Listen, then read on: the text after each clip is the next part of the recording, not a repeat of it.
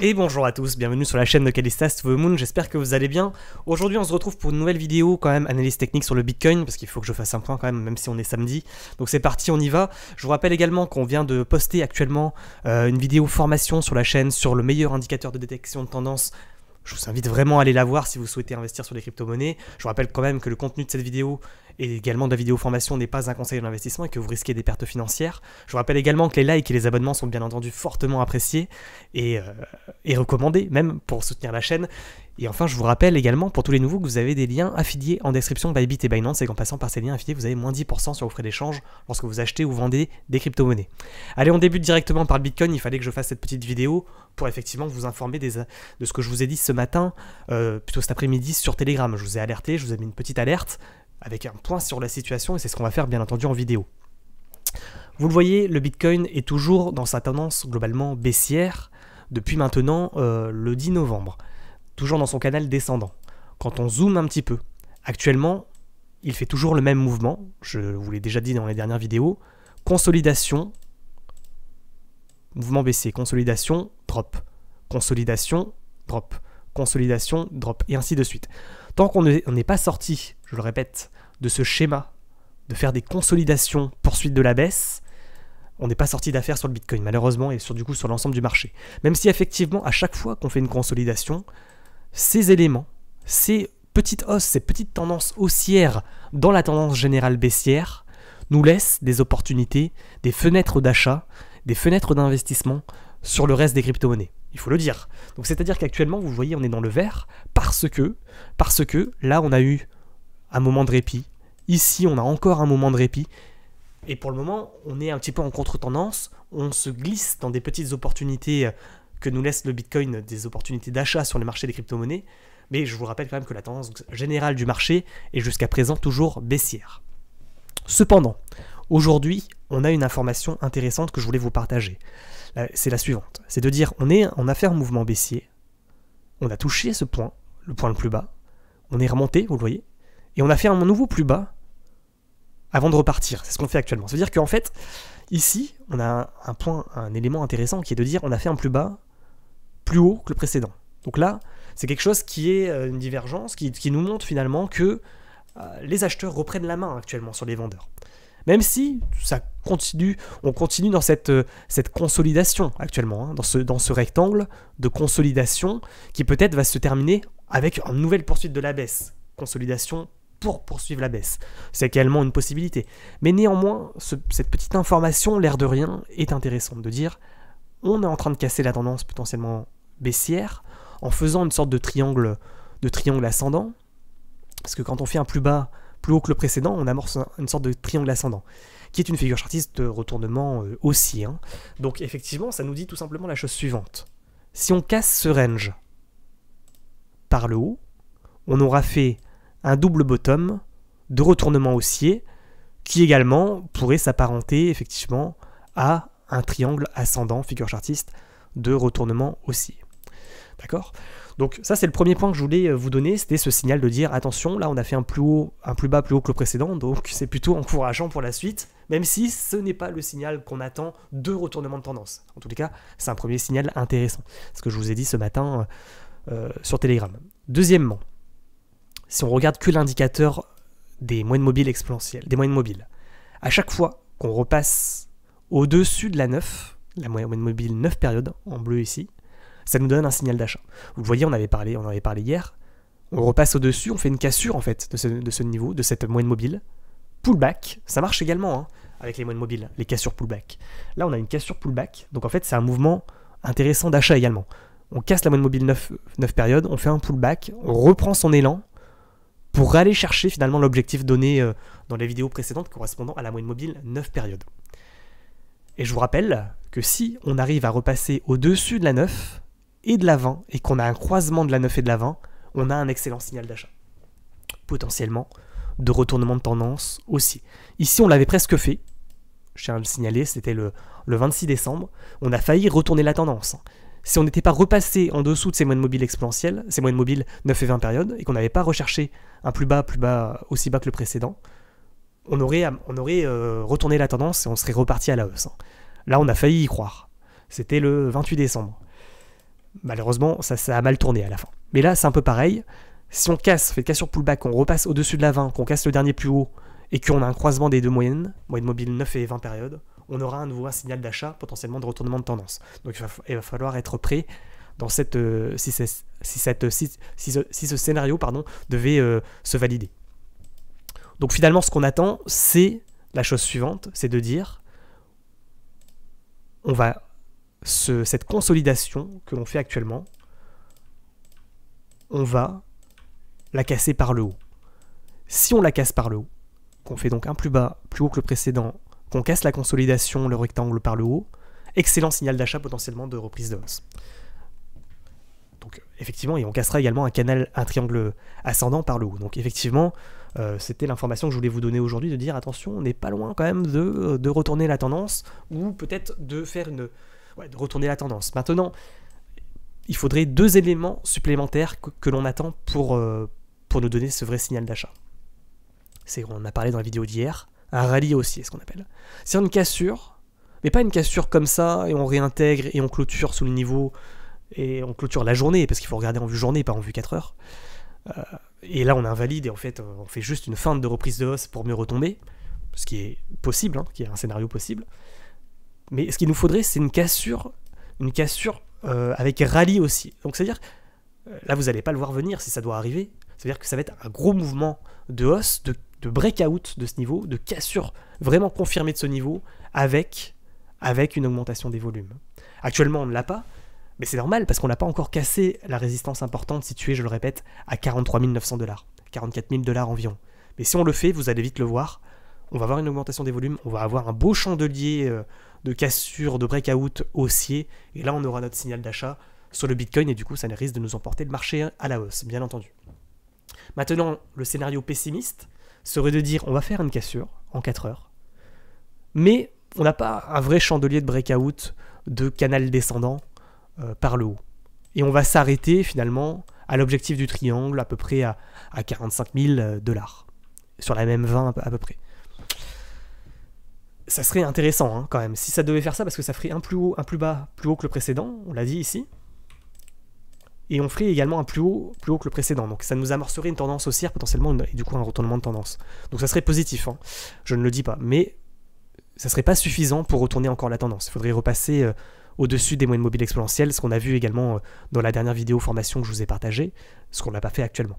Mais en tous les cas, ça serait vraiment déjà un beau petit signal si on devait clôturer la journée à peu près à 45 000 $ environ, ou demain, si on devait clôturer la journée à 45 000 $.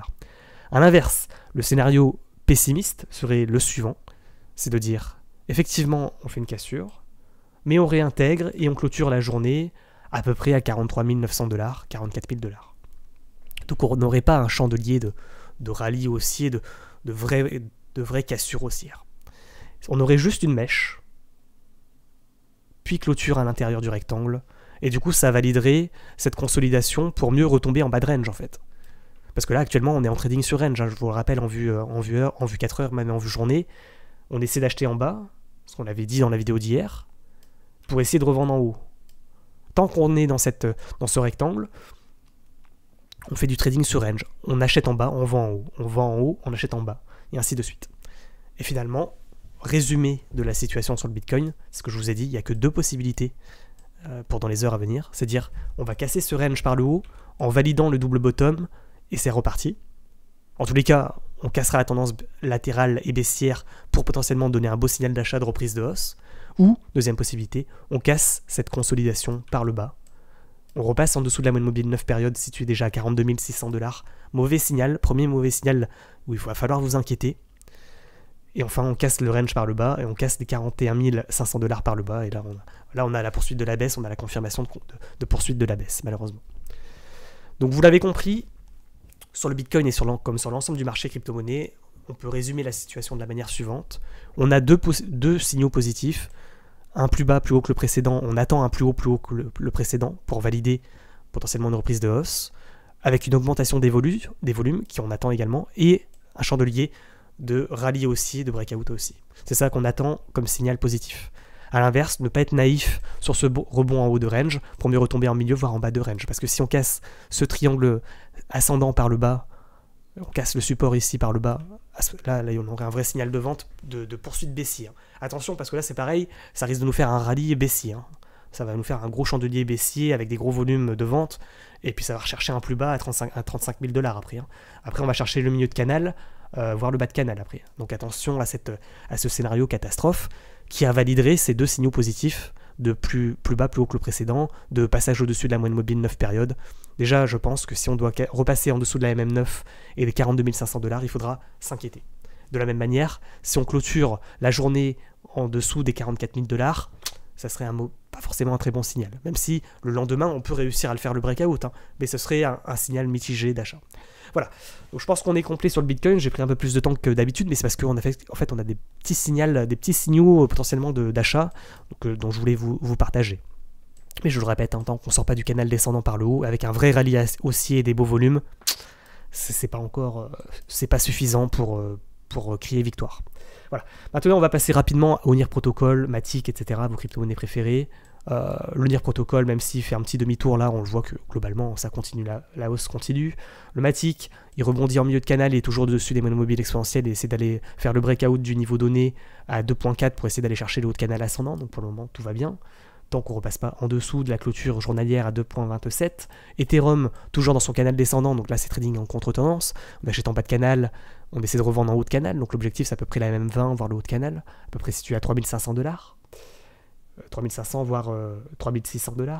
Le VeChain, toujours également plutôt latéral en vue journée, même si on attend effectivement qu'il nous fasse une figure chartiste de retournement aussi en double bottom, ce qui n'est pas encore tout à fait le cas.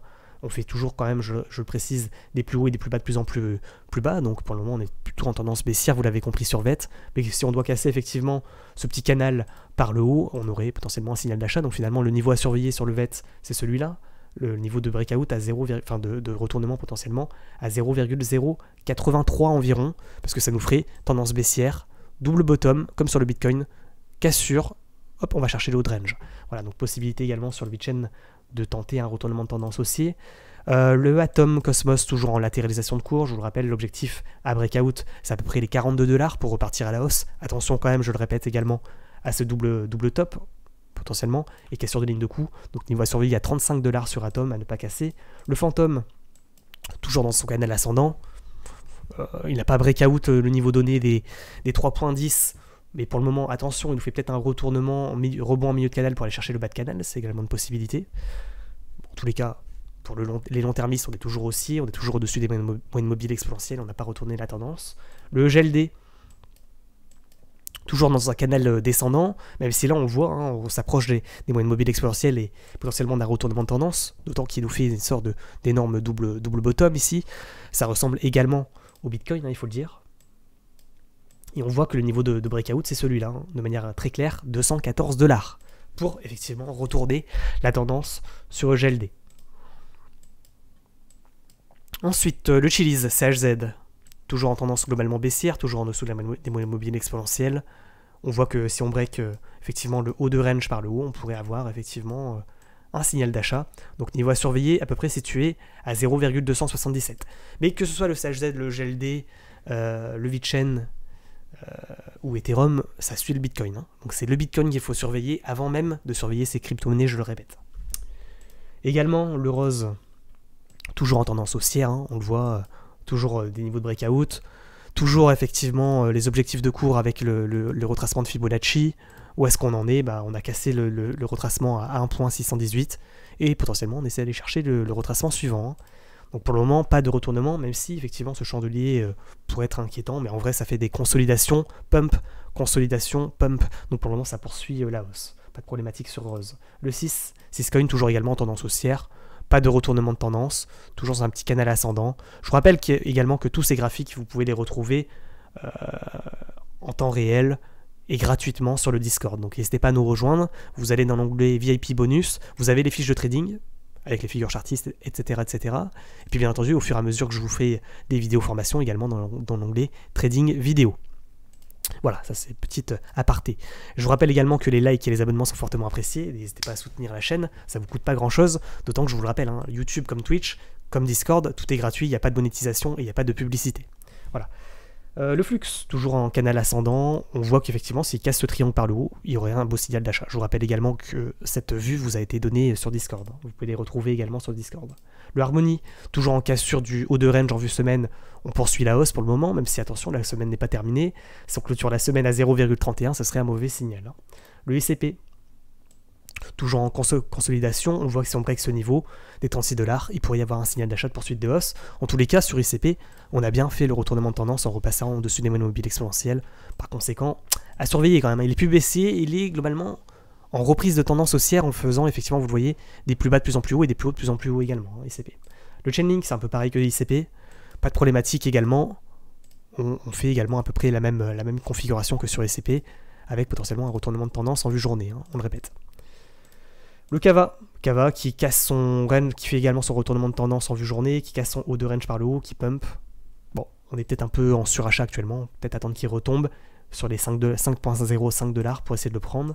Le KP3R, qui faisait partie des crypto-pépites, qui lui, poursuit la hausse, performe à la hausse, va chercher les niveaux de Fibonacci, et puis on poursuit. C'est un peu pareil que sur le rose. Donc c'est des cryptos qui ont vraiment performé. Le Luna, également, on avait mis en pépite sur Twitter ainsi que sur Discord, je vous le rappelle, et puis dans les vidéos YouTube, on a effectivement un retournement de tendance sur Luna. On s'était pas trompé. Cassure du canal descendant, on repasse au-dessus des moyennes mobiles exponentielles et on fait des plus hauts de plus en plus haut. Donc c'est parti sur Luna. Potentiellement, vous êtes dans une fusée, vous l'avez compris. Bien joué et bon voyage du coup à ceux qui ont pris cette crypto-monnaie. Donc pareil, Luna, vous pouvez le retrouver le graphe sur le Discord. Pas de problématique pour le moment. Le Bit toujours en tendance globalement latérale, on voit que tant qu'on ne rebasse pas au-dessus des 2,14, il n'y a pas de signal d'achat. Le Wave aujourd'hui, il nous fait effectivement potentiellement un retournement de tendance. Attention, c'est peut-être le prochain, après Luna, ça sera peut-être le Wave. Je vous rappelle également que sur Discord, je vous mets des petites flammes au niveau soit des petites emojis pour dire voilà, félicitations, vous êtes dans la fusée, vous avez choisi la bonne crypto-monnaie, ça a confirmé. Mais également, vous avez la suite en fait, vous avez les cryptos qui sont sur le point de performer ou qui ont performé, en tous les cas c'est à suivre à court terme. Donc quand j'ai l'occasion de le faire, je le fais également, je vous mets des petites flammes sur les cryptos à surveiller. Voilà, c'est dit en passant, donc le Wave en fait partie. Vous voyez que ce niveau ici, c'est le niveau de breakout, 14,80 à surveiller, ça on y arrive là. Le Sand également, vous voyez qu'on n'est pas loin des 5,13, on n'y est pas encore, mais c'est un peu moins à suivre que le Wave, mais c'est potentiellement à suivre dans les heures et dans les jours à venir. Le Clay, non. Le ACM, on voit également le ACM. Tac, le niveau il est ici.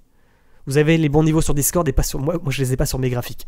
En tous les cas, quand vous cliquez effectivement, par exemple, sur ACM, ici, vous voyez que c'est pas le même cours. Pouf, c'est déjà, vous voyez, avec le niveau à surveiller, vous avez toujours un petit commentaire, etc. Donc, vous êtes plus précis en réalité sur les tracés que je vous partage sur Discord que les miens actuellement que je regarde effectivement sur TradingView. Du coup, je vais tous vous les ouvrir les uns après les autres. On était ACM, ASR, Juve, NJ, BTCST, Farm, Band, XLM, Clay, Peer. Je vais tous les ouvrir. ASR, vous voyez le niveau à surveiller ici, on n'en est pas très loin. 3,92. La Juve, c'est un peu mitigé la Juve. Le NJ, on est sur le niveau sur NJ. Donc vraiment, c'est également la crypto comme Wave à suivre dans les heures à venir. On y est sur NJ. Donc je le répète également. Le BTCST, on n'y est pas encore. Mais bon, on se le met de côté toujours. Vous voyez que le farm, il avait confirmé hier, il avait performé, on laisse tomber. On pouvait le prendre sur le pullback, le farm. Niveau à surveiller sur le band, 6.24, on n'y est pas encore tout à fait. Le XLM, on pourrait le prendre sur rebond en bas sur support, ou sur cassure de ligne de tendance baissière, ou sur cassure du haut de range à 0.3, on n'y est pas encore. Le Clay, par contre, on s'approche. 1.42 à surveiller, je le répète. Le pire, on en avait parlé hier sur Twitch, lors de l'analyse technique et trading en direct. Je vous rappelle, vous pouvez nous retrouver à partir de 20h, 20h30 sur Twitch. Vous avez les liens, comme d'habitude, des réseaux en description. Le pire, on n'est pas loin du niveau de breakout, de retournement haussier. Donc ça fait partie également, comme Wave et NJ, des cryptos à surveiller, à mon avis, dans les heures et dans les jours à venir. Donc voilà, vous êtes prévenus. C'est les 3 crypto-monnaies qui ressortent du lot actuellement. Le Fun, également sur le niveau de breakout ici, à 0,013, pour le moment on n'y est pas, mais c'est à surveiller. Le Ncash également, on n'y est pas encore tout à fait, mais c'est à surveiller, 0,55, on le répète. Le FTT, le Omisego, pardon, il nous reste Omisego et FTT qui rentrent également dans les cryptos à surveiller à très court terme, vous le voyez, niveau de breakout à 6,46 sur OMG, Omisego, attention, il peut nous faire également un retournement. C'est comme Wave, NJ et le pire à surveiller. Donc voilà, et FTT, vous voyez qu'il a cassé le haut de range, j'en avais parlé hier sur Twitch, niveau à surveiller qui était à 43.2, donc là, il nous fait un retournement de tendance haussier le FTT, donc également qui rentre en pépite depuis hier soir. Voilà, donc vous n'étiez peut-être pas au courant sur YouTube, mais en tous les cas, pour ceux qui me suivent sur le Twitch, vous étiez avertis. Donc finalement, résumé de la situation, 3, 4, 5 cryptos qui, à mon avis, sont plus à surveiller que les autres. Bien entendu, on a le NJ, on a également le pire, on a le OMG et le FTT, et puis également le Power. Voilà, donc ça fait vraiment ces cryptos-là qui, à mon avis, sont à surveiller, même si le FTT, on l'a un petit peu loupé, il est un peu parti sans nous. Le NJ, on n'en est pas loin du niveau, le pire également, le OMG, on n'est pas loin également du niveau de breakout, et le Power, attention, hein, Power, c'est vrai que les 0,626, c'est pas encore aujourd'hui, vous le voyez bien, mais si on casse le triangle par le haut et on casse ce niveau, à mon avis, ça risque de performer à la hausse, le Power. Donc c'est également à surveiller selon moi. On peut également le prendre sur cassure de ligne de tendance baissière. Vous voyez, on s'approche du niveau, hein, quand même. Niveau à peu près situé à 61,5, 615 environ. Donc il y a deux possibilités, hein. Soit sur cassure de ce niveau, soit le suivant. Je vais vous le mettre sur également les graphes. Niveau à surveiller. Sur le Power. Voilà, on va s'arrêter là. Je vous souhaite à tous et à toutes un excellent week-end. Je vous rappelle quand même que c'est le Bitcoin qui à la fin décide. Une nouvelle fois, je vous le répète. Attention, s'il rebondit en haut de range et qu'il repart à la baisse, ça va nous emporter le marché à la baisse. Attention, hein, à cette possibilité. Par contre, s'il casse par le haut, les pépites, ça va être du caviar. Hein. Caviar supplément ketchup. Donc vous êtes prévenus. Attention à ce potentiellement retournement de tendance haussier. Soyez préparés, soyez prêts. Également, attention à ne pas se faire piéger avec une fausse cassure haussière du niveau des 43,9 pour réintégrer et repartir à la baisse. Vous ne faites pas avoir non plus par cette possibilité. Voilà, merci à tous ceux qui vont liker, tous ceux qui vont s'abonner. Et puis je vous dis à la prochaine pour une nouvelle vidéo YouTube comme d'habitude. Ciao, ciao.